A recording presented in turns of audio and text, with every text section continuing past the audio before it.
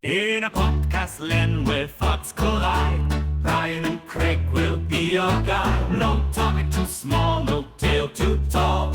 Tune in, laugh out, you'll have a ball. From mysteries deep to light-hearted jokes in a poker rhythm where laughter invokes. Untitled is their name, the fun untamed. Each episode a ride, this shows their claim. Untitled, Bryan and Craig, get ready for a twist and a leg shake. In a quirky world where anything goes, join the ride as the madness flows. Do you remember that episode of Sesame Street where it was like, oh God, it was like the countdown song? Or was it Sesame Street or was it just PBS where it was like, boop, boop, boop, 1, 2, 3, 4, 5, 6, 7. And it was like just weird stuff like that. I don't remember that. I remember I don't even remember who it was. It was like the Supremes or somebody or some 70s Motown group that did the 1, 2, 3, 4, 5, 6, 7, 8, 9, 10, 11, 12. It's pretty amazing. I remember that too. I think That's it might have. I think we're actually talking about the same thing, but I believe since I'm a little younger than you, it was animated and it was like. It's definitely animated. It was a pinball machine. Okay, so we are thinking about the same thing. Okay, thank God. Yeah, but it wasn't slow like that. It was like a jamming number. God, what am I thinking of then? I must have been thinking it was like some PBS thing. I don't know. I love PBS. PBS was one of the 2 channels I got before we got satellite. Oh, I had all the major networks. I didn't have cable, but I had CBS, NBC, ABC, Fox, Channel 20, and Channel 2. And then I had PBS, which was Channel 6 and Channel 12. Those were all of the channels I had. And we liked it. Back in my day, we had 6 channels and Channel 20, and we loved it. This year they put the Nuggets on Channel 20, so I actually had to break out an antenna because they put like 20 free Nuggets games. If you don't have cable, you can just watch it, and they're on over the air TV. So like every now and then I'm able to watch the Nuggets or the Avalanche on Channel 20. Oh, because of altitude or whatever. Yeah, they had a plan to like give away a few free games to the local community. So that's nice. Oh, dude, Jokic, man, he's a monster. I love him so much. Yes. He's been really, really good. Although they had a bit of a slump this week. They lost 3 games in a row, longest losing streak of the season. So yeah. At least it's not like my favorite hockey team, the Sabres. Buffalo Sabres. Dead last in the league. Every game.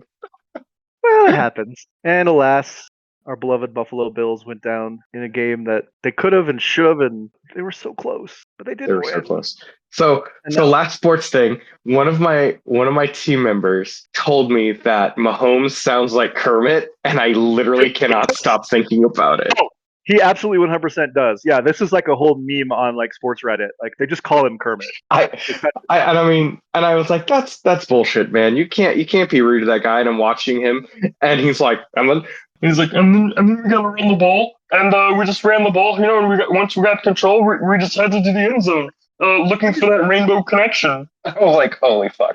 I can't. I can't. I'm just really happy that we found a way to win. And so we went out and we threw the ball and Travis Kelce caught it and everyone was happy about it. So we're gonna go to the Super Bowl now and it's gonna be a good time. Yeah, exactly it. Kermit. Yeah, he does. It's true. So God, it's so funny. It's pretty good. Yeah. It's pretty good. So. Yeah. So yeah, it was my partner's birthday, and we went to Cheesecake Factory, and we ordered many, many, many cheesecakes. Many cheesecakes.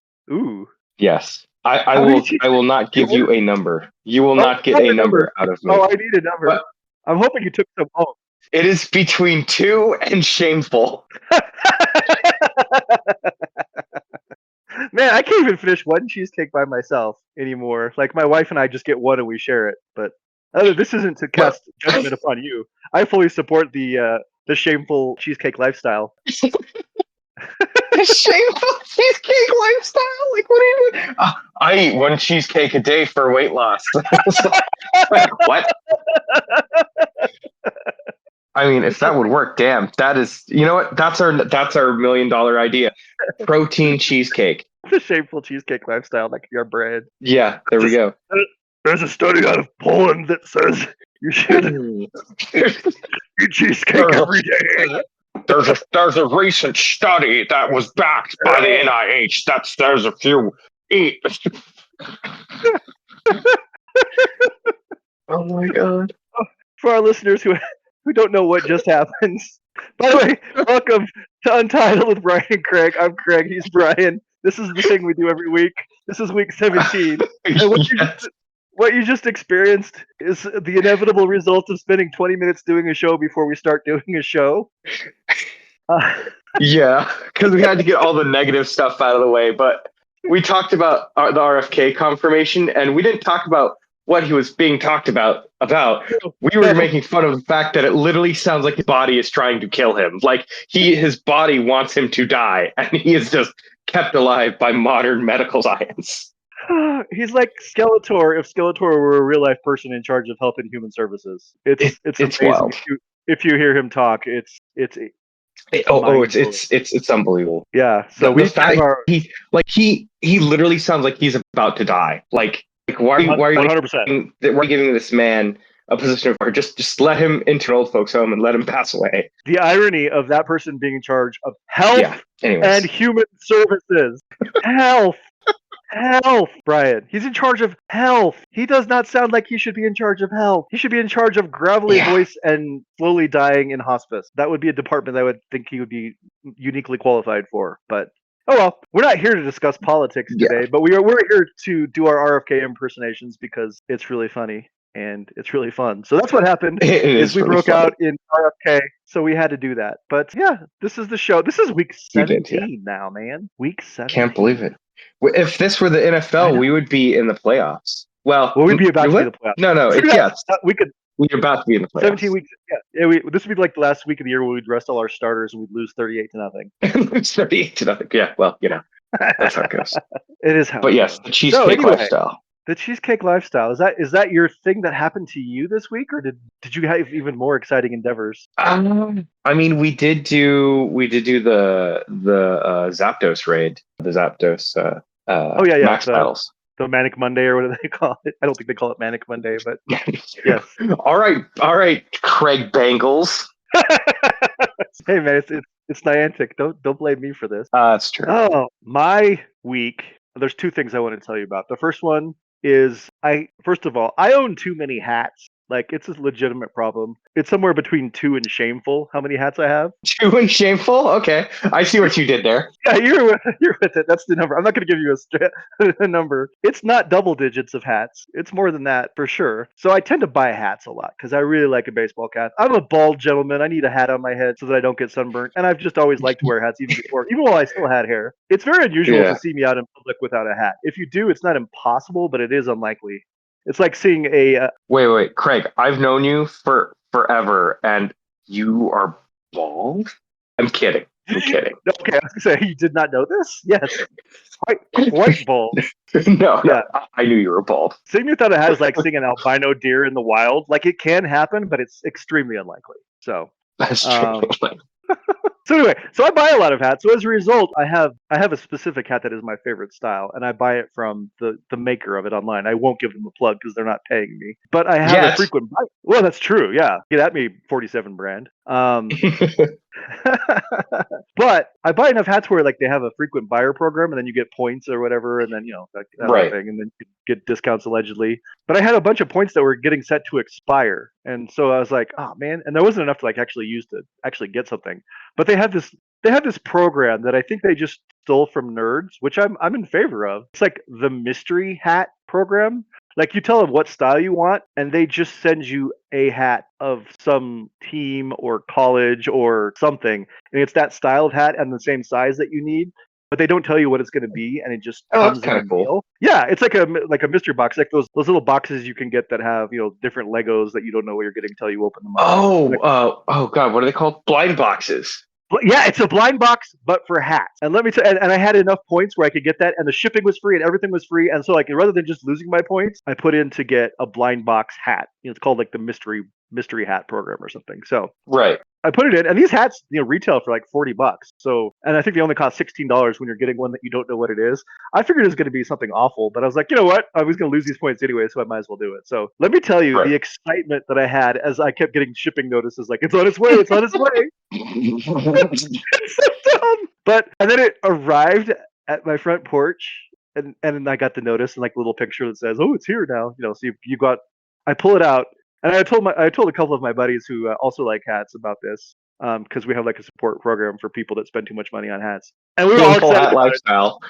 Yeah, exactly, the shameful hat lifestyle. And so we were all taking bets on like what it was going to be and who was. We were all super excited. Then we opened it up, and I opened it up, and it is a University of Florida hat, and it's got like the Gator logo, like he's like wearing a college sweater that has like a big F on it. It is one of the coolest hats. I love the That's freaking kind thing. of cool. It's so great.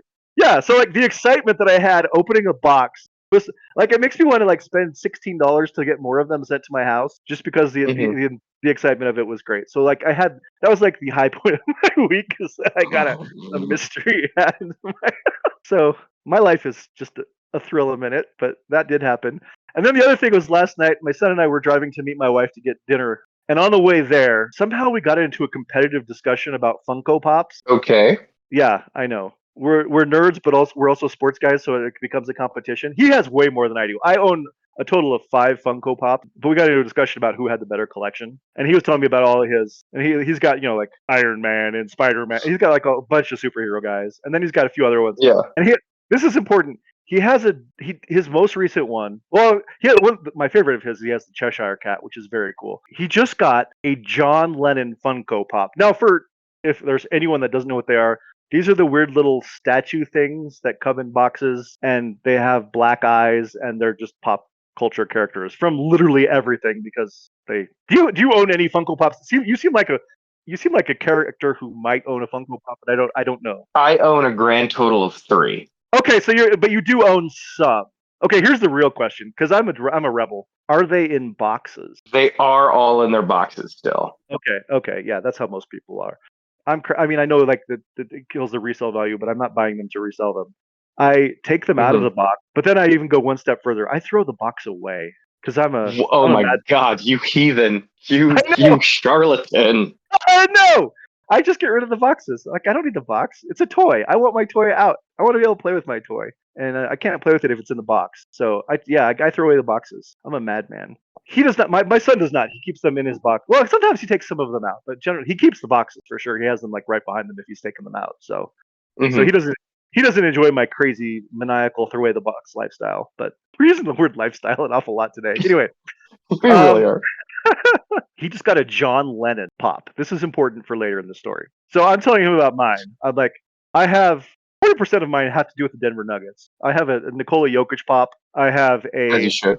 Rocky the Mountain Lion pop, and then I have a Cubert pop, and I have a Bulbasaur pop, and then my last one, my 5th and final one, is I have Carl Fredrickson, and you probably don't know who that is, but he is my hero. Carl Fredrickson. Do you know who Carl Fredrickson is? I actually do not. Yeah, I didn't figure you. If you just say the name, I'm gonna guess that like 99 out of 100 people, or no, probably 999 out of 1,000 people aren't gonna know who that is. Carl Fredrickson is the old man from Up. Have you seen Up? Oh yeah, of course. Yeah. He is my favorite cartoon character by a mile, because he's got a heart of gold, but he's also just a cranky old man, and I identify with this. I very much like him. I'm not as grumpy as he is, but I do enjoy his lifestyle and his. Oh God, I gotta stop saying lifestyle. You do. I really have to quit it. I have to stop saying lifestyle. So Carl Fredrickson. So we're comparing pops, my son and I, as we're driving, and I'm like, mine is cooler because I have an old guy from a Pixar movie and you don't. And so this is how I knew my son was my son, like, because he looks like his mom, not a whole lot like me, but he is basically a mini me when it comes to our personalities in many ways. Right. Although he's a lot smarter than me. He's like good at science and math and stuff. So there's that. He told me, well, haven't you seen the John Lennon Pixar movie? And he starts going on and on about telling me how there's a John Lennon Pixar movie, and he's the old man in the Pixar movie, and he's basically doing a movie pitch for John Lennon being in a Pixar movie. And he's like, so that's an old man. I'm like, is that on Disney Plus? He's like, no, it just got out of theaters, so you can't see it. I'm like, oh, okay, sure, whatever. But then I started thinking, I'm like, I want to see a John Lennon Pixar movie. I would totally go see that. That would be amazing. So it made me laugh because my son was being creative and pitching a movie, even though he doesn't know that's what we do. Well, maybe he does. I don't know. I think I don't know. He did point out that I misspelled raccoons, so there's that. Yeah, that's true. That's true. He is aware of these things. That's okay. That's part of our lore now. Is that the second or first episode? I don't remember which. No, first is introduction. Second is raccoons misspelled. Yeah, So second is raccoons. oh yeah. So it made me laugh that was my son did. So that's what happened to me this week. Nothing super exciting, but I do like the idea of a Pixar John Lennon movie, and I kind of want to see it. So we'll see. So, Craig, I'm going to blow your mind, even though I know this is not the time for it. But I do not like the Beatles. That's okay. That's fine. I appreciate their cultural relevance, but I just there's better music. I mean, they had I think the only song that I really like is Rocky Raccoon. I think is the only song that I like. That is on brand. Which is on brand. And I've liked that song even before I believed that raccoons were the devil, and then we switched around and we're like, yeah, actually they're kind of cute. Yeah, they are kind of cute. The only thing that surprises me about that is the first thing in the history of pop culture I have heard you say you don't like. Yep. Because you like everything, and I mean like everything. Yep. Like if it's a weird movie with people in rubber suits that was made in 1964, like the director, the best boy, like the gaffer, Yep. like everything about it. You're like, this was an amazing film. It was so good. But the Beatles, it's like you took all of your hatred for anything that could be pop culture and you just put it into like one of the best things in all of pop culture, and that's weird to me. But I mean, that's fine. You don't have to like the Beatles. I mean, you're objectively wrong, but that's okay. You have an opinion, but it's wrong. Opinions are like armpits. Everyone has them, and they all stink. That's a take. Yeah. I mean, my mind's not broken, but it is. I do feel sorry for you because that's the Beatles are really good, man. But okay. And before everyone's like, oh, he never just like gave them a shot, like never. No. Listen. I listened to their entire discography, everything. B-sides, everything. So I feel like I can make that call. I mean, I appreciate it. It was ahead of its time. I'm just not a fan. You're allowed. You're allowed. That's kind of where I am with anime right now. I mean, I'm not. I don't hate anime. I just don't. I don't know. It's not for me. I'll get you, Craig. I'll get you. Our eternal struggle. I'm trying to make you a football fan, and you're trying to make me an anime fan, and it's Well, it's working. We're both inching closer. I think that's true. We've had this effect on each other, so we're getting there. Yeah. I mean, you know more about football now, although you don't really watch it, and I know more about anime now, although I don't really watch it. So I guess give it time. We'll see. There you go. Yeah. Oh. But you know what it is time for? I do. The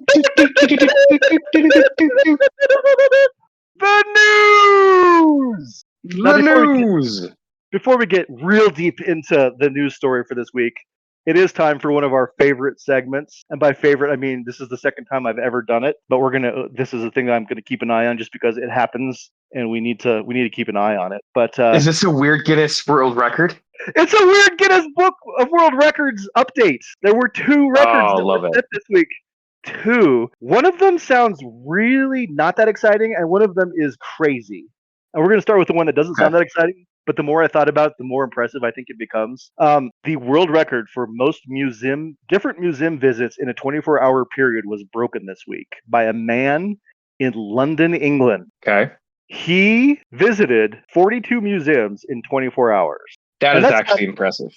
I know. At first I'm like, 42, that's a low number. But then I started thinking about how hard it is to just go to a museum. Like, you have to wait in line, you have to buy the tickets. Like, maybe he got all the real true hero of this is whoever worked out the logistics to get him from place to place to place and get him in and out of the museums. I don't know how long he's spent in every one, but if he's going to 42 in less than 24 hours, he cannot spend more than, I don't know, I mean... more than 25 minutes in each, yeah.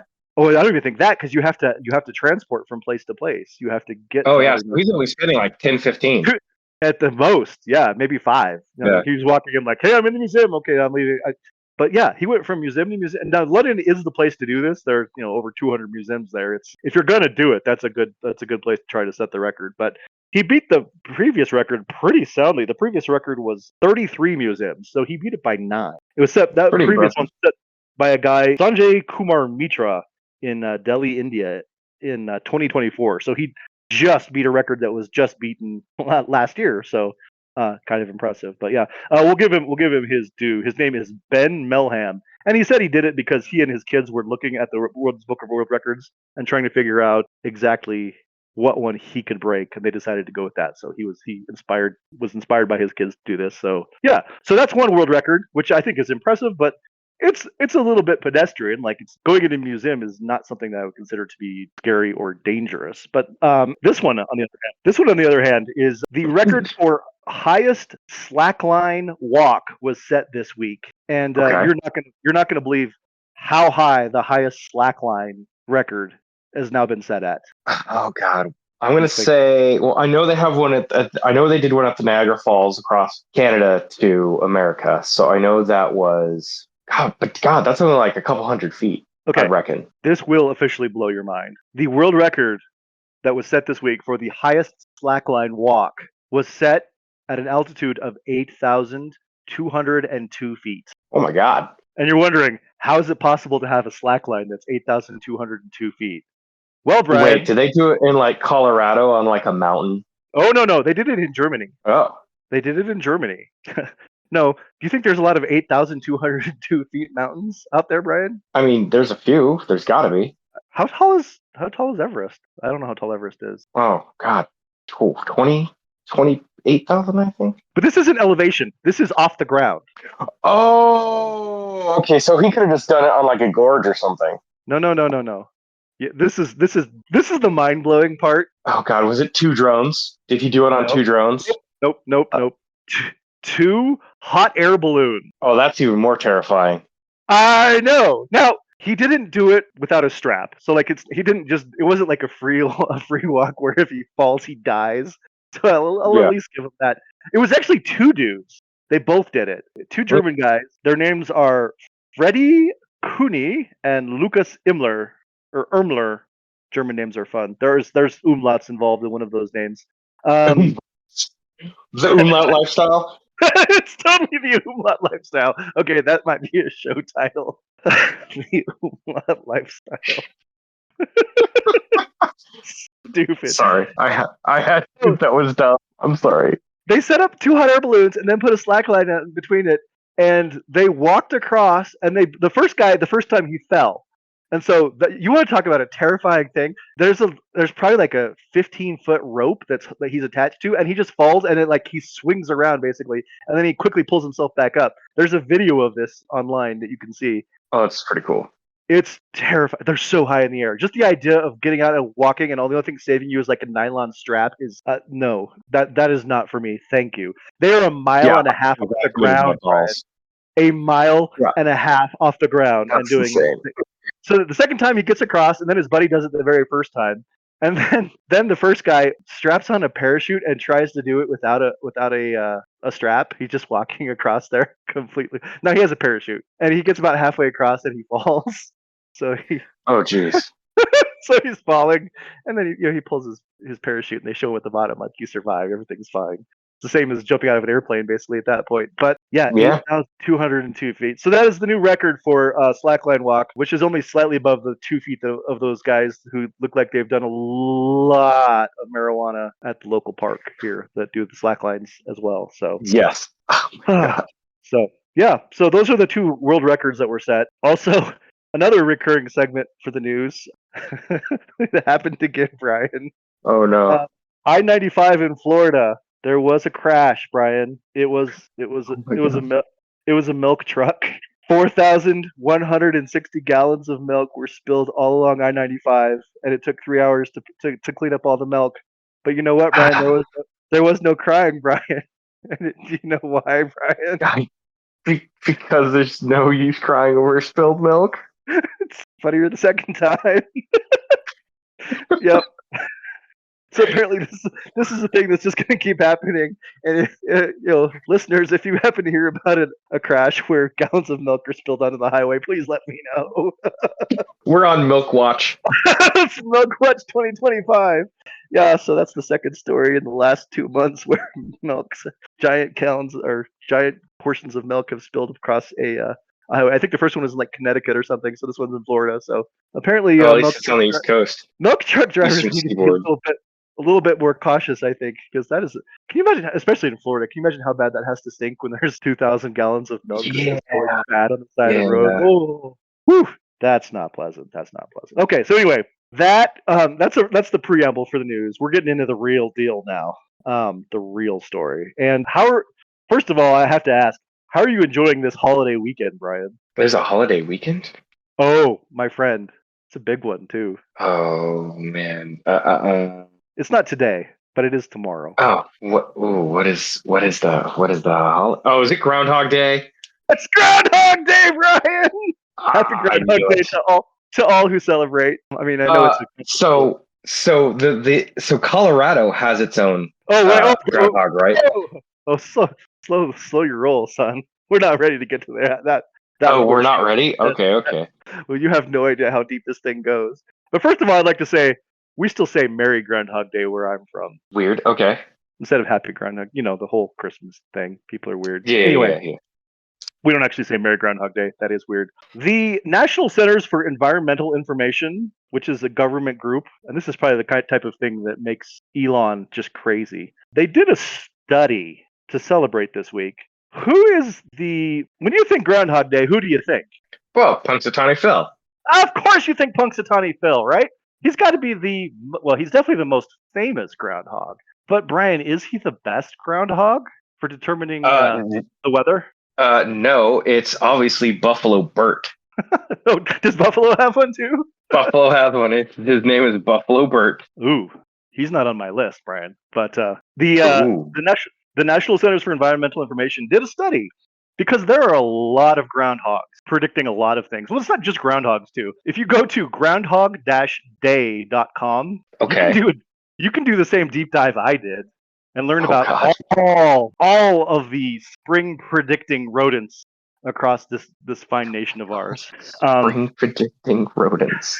Okay. The spring predicting rodent lifestyle, Brian. Yes, the spring predicting rodent lifestyle.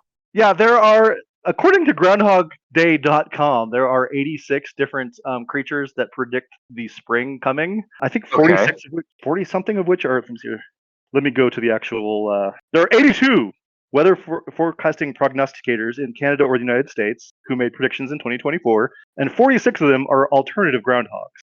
But what the National Centers for Environmental, whatever that acronym is, what they did is they did a study of groundhogs that have been doing it for at least 20 years, and we're still active. We're still active making predictions as of February 2nd, 2024. So not just groundhogs, I should say, creatures that are doing this. And there were 19 that fit into that category of having done it for at least 20 years and still being active. So, and of those 19, Punxsutawney Phil, his prediction rate came in 17th out of 19. Punxsutawney Phil, he is bad at this, Brian. He is not good. He's just bad at his job. He's really bad at his job. He's only predicted it accurately 35% of the time in the last 20 years. So not good. Our hero, the guy who, when he speaks, you should be listening to, is Staten Island Chuck. Staten Island Chuck. Yeah, Staten Island Chuck. He is 85% over the last 20 years. That means the last 20 years, he's only been wrong 3 times. Okay, that's pretty good. When Staten Island Chuck talks, you should listen, Brian, because this groundhog, he's very good. So, second place is first place in our hearts because of his name.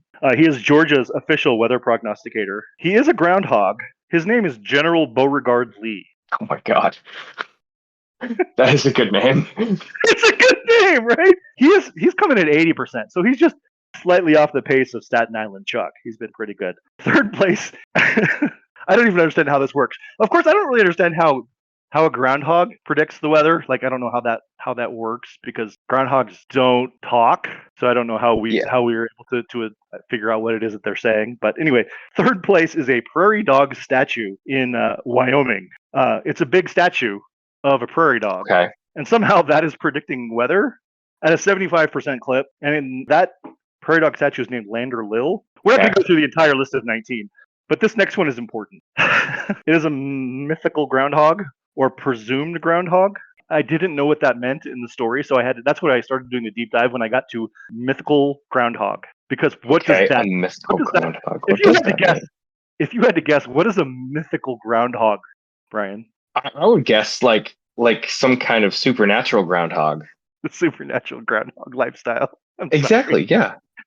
Yeah. The supernatural groundhog lifestyle. Yeah. It's a creature. It just shows up. Well, this groundhog, in quotes, his name is Concord Charlie. He is beloved at Concord College in West Virginia. Okay. And this is how Concord Charlie works.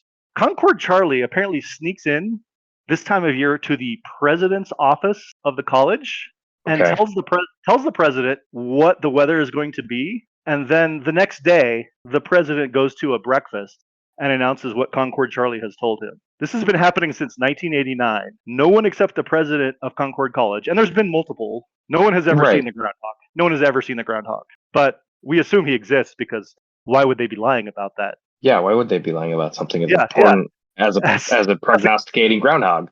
Yeah, you can't make this stuff up.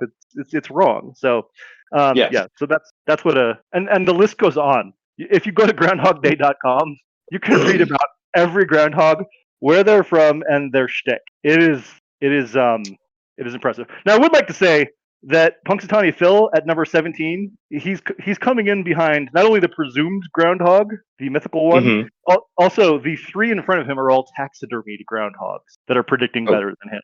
And again, I don't know how a taxidermied groundhog can predict weather, but then again, how can a live groundhog predict weather? It doesn't. These are the questions we need answering. Yes. Yeah. There's more to this onion. There's layers. You can get real deep into it if you want to. But I'd just like to recommend going to groundhog/day.com and wasting an hour of time reading about various predicting animals. Now I will say that it does appear that mammals are better at this than lizards, because coming in dead last at number 19 out of 19 is Mojave Max. Mojave Max is a tortoise. Great name though. Yeah, it's a good name. Mojave Max is a tortoise from Nevada, and he is only predicted to right 25% of the time. So basically, just whatever Mojave Max says, just go the opposite. So if he says early spring, prepare for more winter, and vice versa. But makes sense. So that's what's going on. So so tomorrow, when all the schmucks are gathered at Gobbler's Knob to hear what Punxsutawney Phil has to say, sure, you can do that if you're basic. But if you're in the know, head to Staten Island, where Staten Island Chuck will be giving you the real scoop. The straight dope. That's right. The straight dope on whether spring's coming early or not. Staten Island Chuck is your man. I'm Craig. And that is the news. That was a wild ride, sir. That was a wild ride. It's all over the place. But now you're informed. And doesn't my news make you more happy than the real news? It does. Especially this last month, because, oh boy. Oh, God. Yeah. Let's not go there. Yes. So, where did you go to college again? Junction City? No. Manhattan College. Manhattan, Kansas. Junction City was the next town over, but Manhattan, Kansas. And how far away were you from the Missouri caves? The Missouri caves? Far enough that I don't know what you're talking about. Okay, I'm going to tell you about the Missouri cheese caves. Please do. Please tell me about the Missouri cheese caves. This is a real thing. There are hundreds of thousands of pounds of American cheese just in Missouri, just being preserved in caves. And they've been in caves, and they have been kept perfectly at 36 degrees Fahrenheit. Do you want to guess how many pounds of cheese? I'm guessing it's more than 6. 1.4 billion with a B. With a B? I was going to be amazed when you said billion, but then you broke out the buh, and my brain is broken. There are 1.4 billion pounds of cheese in caves in Missouri? Yes. Wow. Yes, sir. And the crazy thing is, so that if the world ends, just go to those points, and you will never have to worry about food. Water, yes. Food, no. No, Brian, remember what we learned last week? If you have a diet that consists of nothing but cheese, hamburger patties, That's right. cheese hands, Cheese hands. Cheese you might hands. survive. You might survive, but you might also have cheese hands. So, Yes. wow, 1.4 billion pounds of cheese. Brian, Yes. that's a lot of cheese. That is a lot of cheese. So, and our favorite president, Jimmy Carter, ordered it. He ordered the cheese caves? So Okay. there's a whole crazy story, and I've looked on like a bunch of different places. But essentially, it started with a national dairy shortage in the 70s, right? Which caused a 30% inflation on dairy products. So the government was like, "Oh my God, we gotta do something." So in 77, Jimmy Carter was like, "We're gonna pour money into the dairy industry and alleviate this crisis and motivate production." So they set a new policy to subsidize the dairy, right? So they dumped back in the day $2 billion over 4 years. It's a lot of money for Okay, cheese. that is a lot of money. So it basically primed those dairy farmers to overproduce. So they were struggling, because whatever they don't buy, it goes bad. Nobody Right. buys it, it goes to waste, right? So basically we're like, okay, well, let's produce more, because whatever we don't sell, the government will buy it. And so they were like, okay, well, we're just going to overproduce. And so how do you keep dairy in a form that will keep for longer, Craig? I'm guessing you put it in a cave. No, you convert it into cheese and then you put it in a cave in Missouri. There you go. Follow-up question. How long can cheese last, even if it's in a cave? Well, they vacuum sealed it, the cheese. Yes, it may. How long can vacuum sealed cheese last in a cave? Well, my dude, it's been there for more than 50 years, so I hope it's still good. Hey, I was born in 76, and 77 is after 76, and I'm not 50 years old yet, so it has not been there for over 50 years. Okay, it's been there for over 40 at the very least. There you go. I mean, almost 50 years, let's be real, but almost 50 years. Wow. But here's the thing. By the early 1980s, it's been kept at the perfect 36 degrees Fahrenheit. So I would assume it's been kept well and vacuum sealed containers, but it probably went bad decades ago. Maybe. I mean, I have so many questions, Brian, most of which So here's the thing. They were purchased. So the dairy was purchased by the government. They converted it into cheese because it has a longer shelf life, right? And then the government was like, "Holy shit, we have too much cheese," right? Yes, agreed. And so they're like, "Shit, we solved one problem only to create another that we need to solve." So basically, Ronald Reagan public distribution of government cheese in 1981. So they basically said, "Hey, we got 60 million 5-pound blocks of cheese, and we can't find a market for it, can't sell it, and we're looking for a way to give it away." So basically, that's the start of government cheese, right? Government cheese. Sure. Right. And so the federal government is distributing these through whatever their emergency food assistance program was. Basically, pick them up, food chunks, blah, blah, blah. And it's been pop culture. Everybody's they're rappers about it, all sorts of crazy things. I had a fantasy football team that name was Government Cheese. Oh, that's amazing. Yeah, it was pretty good. So anyway, go ahead. Proceed. That is amazing. So it actually hasn't been sitting in there for 40 years. I apologize, sir. That's good. So 6 years ago, in 2019, the government found itself storing cheese with 1.4 billion pounds. So all this cheese, right? They're like, crap, what do we do with all this cheese? Yeah. And this comes as a rising of dairy waste. More Americans are lactose intolerant, myself included, because and this is how the infamous "Got Milk" ads started. Okay, because they're trying to get rid of all this fucking dairy.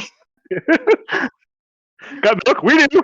We got lots and lots of it. Yeah, it's also how milk got added to the federal school lunch program because they have so much of it. Yeah, so I'm pretty sure you remember those Got Milk ads. But anyways, they basically just had all this cheese, and they're like, well, how do we keep it? They went to Missouri, where they found that it is perfectly all year round in these caves 36 degrees, right? And Yeah. so the government just mined out a cave and dumped all this cheese.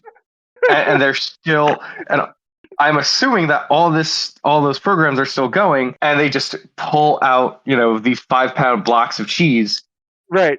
As necessary. when they need it, as necessary, yeah, for Okay. government cheese. So there's someone And who's so, there's a federal worker whose job is to take care of the cheese caves in Missouri. oh yeah, it's probably a really good job.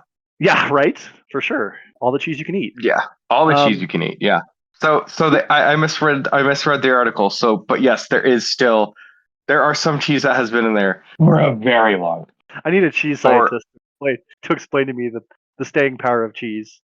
We'll have to work on yes, trying to locate a cheese scientist to be a guest. Our first guest ever will be a cheese scientist. yes, a cheeseologist. Studied cheesiology at a university. Cheeseology. That cheese lifestyle. There's a study in Poland that tells us about cheese production. Sorry. There's a study about cheese production, and it shows that cheese, when kept perfectly at 36 degrees, can stay forever. It's basically just locked in time. It's amazing. Yeah, pretty much. But yeah, so they basically were like, "Holy crap, we're gonna." So it's located in Springfield, Missouri, Okay. in former limestone mines underneath the city. That's incredible. Yeah. I love everything about the existence of cheese caves in Missouri. Yeah. So in case you were wondering, they are naturally climate controlled. Okay. Yeah, And I've been to a cave. Caves are always the same, so that does make sense. So what I want to do is, this is the only time I'm ever going to say this. I want to go to Missouri and see the cheese caves. That's the only time I'm ever going to say I want to go to Missouri. And maybe when you do a tour, they just give you a free block of government cheese. Who's gonna miss it? Exactly. Gonna miss it? Yeah. Oh. Yeah. I mean, I've been to Missouri. I don't necessarily want to go to Missouri, but if I were passing through, perhaps. Exactly. Wow. That's a So good brain break, because I did not expect there to be a cheese cave in Missouri with 1.4 billion pounds of cheese. That's amazing. Yeah. So the cheese hoard. I lied again. So I misread the article twice now. Oh, good. I'm sorry to lie to you. The cheese hoard started in 1970s. So the cheese has been rotating around because of the government cheese program and a few things. Yeah. So I highly there may be a block or two that has survived the test of time, but probably not that many that are that long. Yeah. Okay. Yeah. So yeah. Anyways. Oh, that was a good one. Now I want to do a deep dive on cheese caves. Although I feel like I just did, so maybe it's unnecessary. You can do a deeper dive. You can always do a deeper dive. It's true. You can always go deeper with cheese. It's true. Soon you're like, oh man, what is this? Is this Munster? Am I in the Munster cave mines in Munich? I don't know if those exist. I just made that up. We've had so much raccoon and cheese content throughout the weeks on this show, because there's been cheese thieves, there's cheese caves, there's cheese hands. I mean, cheese plays a big part in Untitled history, really. Yeah. I think it's the cheese lifestyle that we're really going for. It really is. And my partner does say cheese is the ultimate condiment. Cheese is quite good. I like cheese. I'm a big fan. I didn't know you were lactose intolerant. So this means you can't indulge in cheese. Oh no. A pill. I just say I die like a man and enjoy cheese. He died doing the thing he loved, eating too much cheese. Eating cheese. Eating government cheese. Straight from the cheese mines. Straight from Anyways. This episode has been fun, and we haven't even pitched a movie yet. I know, right? I can't remember who went first last week. I think it was you, but I got one too. So I'm, okay. You're up then. You're up. You go. Okay. Mine's gonna be a Pixar movie. Our hero is a groundhog, because I'm sure Pixar could make a lovable groundhog. Seems like it's right up there. And it's kind of like in the spirit of Forrest Gump. It's a show where there's not really a plot. It just kind of follows the groundhog through his life. So we start out with a young groundhog. Maybe we could start out with him barely being able to walk, and his mom having to make love to the school principal so they can get in, because he's real dumb.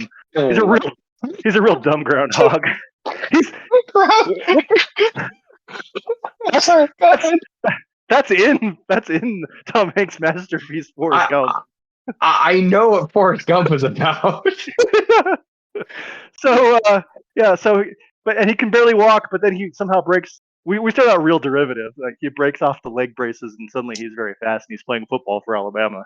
I don't Correct. know. I don't know. We had to do all of that just to basically make Groundhog Forrest Gump. But Yes. from that point, it diverts. Suddenly he is finding himself in Germany, and he's going up on a hot air balloon and walking a slack line.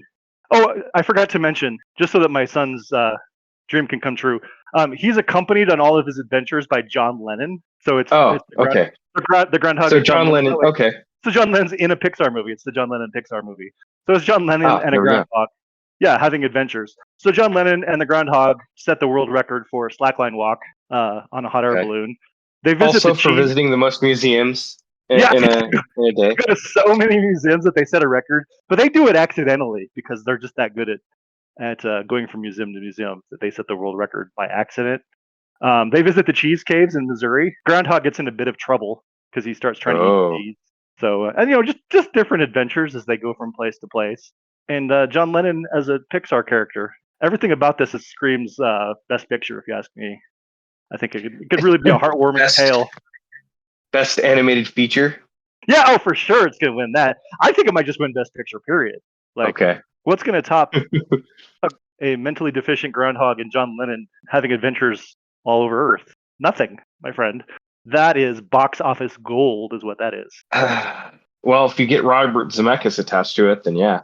For sure. Well, maybe we'll get Danny Elfman to do the music. We're gonna have fun. Yeah, I'm telling you, this is okay.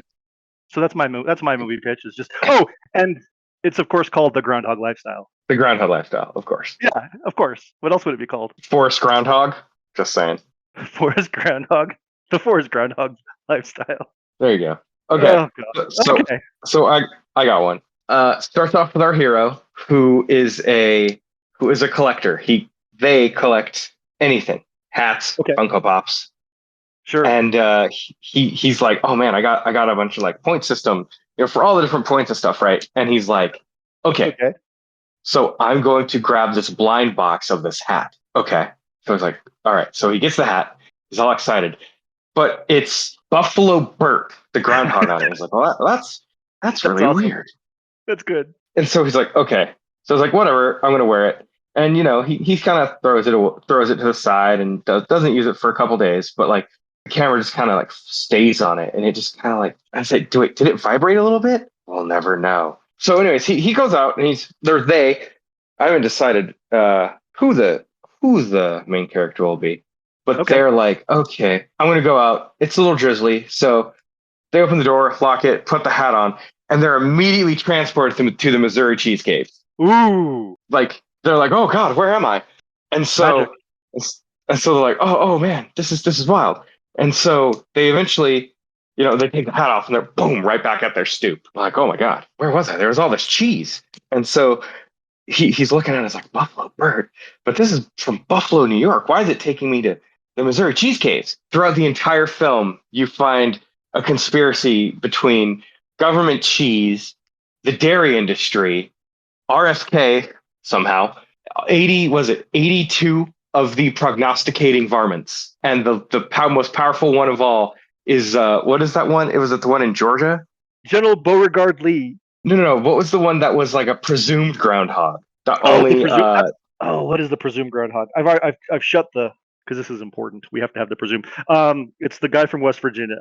Concord Charlie. The presumed groundhog. Concord Charlie. So it's the divine power of Concord Charlie. And they needed someone to get their truth out there because they all have been, the spirits of all the prognosticating varmints have been kept in the government cheese mines. And they needed a hero.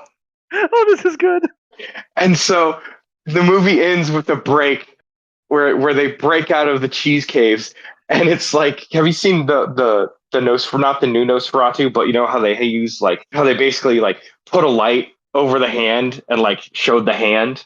That's basically how their spirits leave. It is just a shadow, and it turns out that the groundhogs and the prognosticators, except for Mojave Max, were all evil, and they want to just and now they control the weather. So Mojave Max was good because he was dumb, and evil wins because good is dumb. It's a Spaceballs thing. Yeah, it's a catch-22, and it's basically it's a pointed allegory of climate change. I have no idea how we're gonna shoehorn that in there, but we'll figure it out. Hey, you got RFK Jr. in there, man. We can figure out climate change. We'll get there.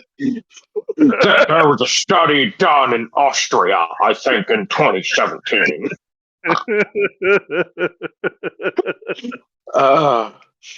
But you know what RFK Jr. does want you to do? Does he have a box of Q-tips? I have a. I can't do it. I can't do it. I have a box of Q-tips, and I think you should flip it over. There's a study out of Poland that says you should always read the Q-tip box. A hard left turn. Untitled with Bryan and Craig is produced and edited by me, Brian Bennigan. It is also hosted by me, Ryan Nunnigan, as well as Craig Dodge. Opening and ending themes are created by AI, so nobody has license to those.